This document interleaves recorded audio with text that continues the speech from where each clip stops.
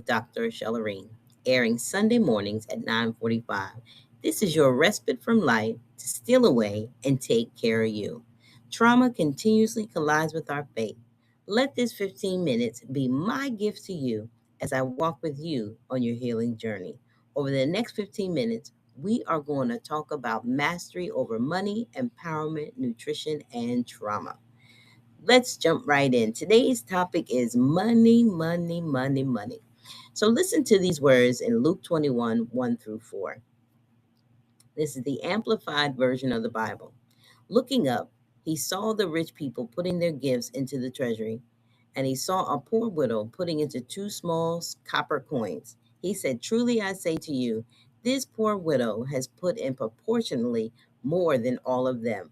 For they all put in gifts from their abundance, but she, out of her poverty, put in all she had to live on." I want you to look at yourself in the mirror and say, I am giving all I got. I am giving all I got. Baby, I was at the gas station the other day and it was over $4. And I said, this don't make no sense that this gas should be this high. And I thought about, at this point, I'm not even going to drive unless it's necessary. I went to the grocery store and I saw some eggs for $12. Now they was caged eggs, they was brown eggs. I had never seen no eggs for $12. I was looking at all the food in the store and I was like, man, people are really struggling. People are really, really struggling. I don't know about you, but sometimes I wonder, why have we gotten to this point when there's so much abundance in the world? I was watching, like, in Philly, we all excited about LeBron James. You know how much money LeBron getting? You know how much money is bringing to Philadelphia? All right, you getting all this money, and you still got people who can't pay for groceries. People still can't put gas in their car. People can't get to work. There's a lot going on in this country right now. So I want to talk about giving all I got. I was having this conversation with somebody about tithing. And we know that tithing typically is 10%, right? And then the question became, what if you're on a fixed income and all of your bills are automatically deducted from your account? Like, what happens when there is no 10%? Like your rent, your electric, your gas, your food. Like, what if all of that stuff is coming out of your account to the point where you have nothing left? Like, is God gonna be mad? God gonna be like, I don't see my time today. And then I was thinking, I remember there was a time I was at this church and this pastor was asking for this offering. And the pastor said, if you don't have enough to cover your bills, that means you're supposed to give it in the offering. All right. So think about this, right? You say, God, I need you to help me. I need you to help provide, right? Because the Bible said God should supply all my needs according to his rich and glory. You like, God, I need to pay my car payment. I need to pay my electric. I need to pay my rent, all this stuff. You talking about, God, I need you to do it. And then God give you the money to do it. But then you go to church. You go to church, excuse me. And then you give all your bill money in the offering. Okay. That's one way to look at it, right? And then you say, okay, God's going to replenish. But you just ask God to give you what you needed, and then you put it all. And I'm not saying don't pay your tithes, and I'm not saying don't give an offering. If you ask God to bless you to pay a bill, pay the bill. All right, so here goes this lady, right? They give an offering, and Jesus sees her give these two small copper coins, right? So she's giving all she has, right? Believing that God's going to bless her. We don't see what happens after that. We don't see, what that really meant for her.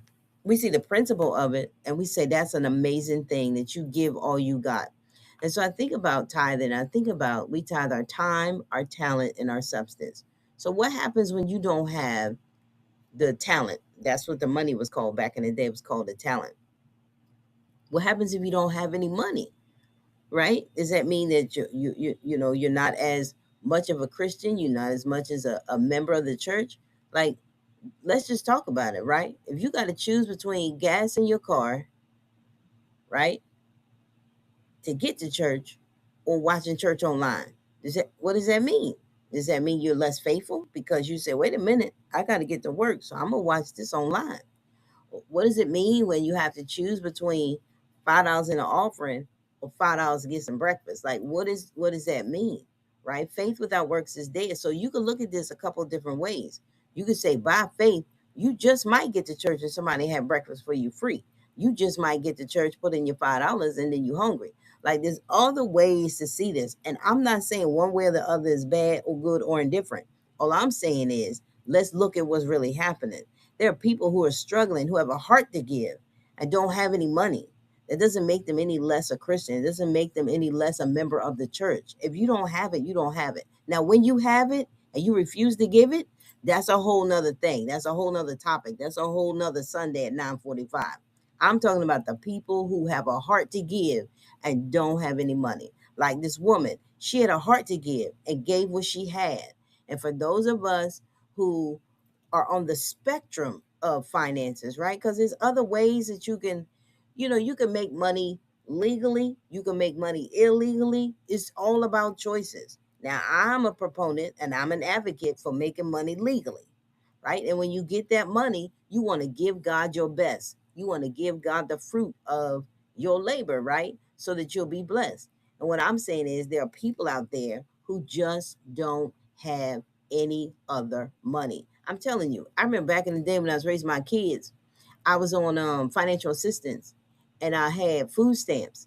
And so at the beginning of the month, the food stamps would come and the financial assistance would come. It was also time to pay rent. It was also time to pay the car payment. It was also time to pay the car insurance. It was also time to pay the electric. It was also time to pay the water. It was also time, like, it was also time. It's always time for stuff. Bills, bills, bills, bills. And sometimes your money is funny, your change is strange. There's a bunch of stuff going on and you want to give and you're like, God, if I had it, I give it. And so what I'm saying to you is when you give all you got like this woman, you got to understand the parameters of your life.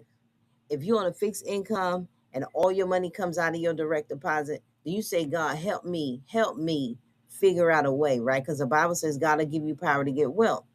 And so if you have different avenues, different ways, different side hustles that we do, then you'll be able to give. I'm just a believer that God is not going to hold us hostage to the fact that gas prices are high, food is high, inflation is high. Things are crazy right now. And so you got to consider if all your bills are coming to your account and there's nothing left, then you got to ask God to open up another stream of income. You got to say, okay, if what I want to do is pay my tithes, then that means I've got to do something else. I got to make some dinners. You know what I mean? Don't think that God is going to say you cannot enter the kingdom because all your money is gone. Like, we've got this misconception about what it means to give all we have. If you're struggling, if you don't know what to do, that's why the Bible says, forsake not the assembly of the believer. It matters who your pastor is. It matters where your church is. It matters who gives you guidance. The Bible says people perish for the lack of knowledge. We don't get the financial education that we need. We're not learning how to save. You spending $200 on Jordans when you could be putting that money in some sort of Roth IRA. See, we need to have these conversations about how to save, how to invest for our future. How many of us been working for years and never put money in retirement? So now you still working at 75. Like this, these are the things that we need to talk about. We need to talk about financial planning. We need to talk about end of life planning. We need to talk about savings. We need to talk about getting our kids a checking account so they learn how to manage their money from a young age. We need to get away from these credit cards and going in debt. We need to talk about credit, and we need to talk about how do I establish credit? How do I fix credit? How do I get business credit? How do I become an entrepreneur? These are all the things we need to talk about so that you're not at a point where all you got is two mites. This is what I'm saying.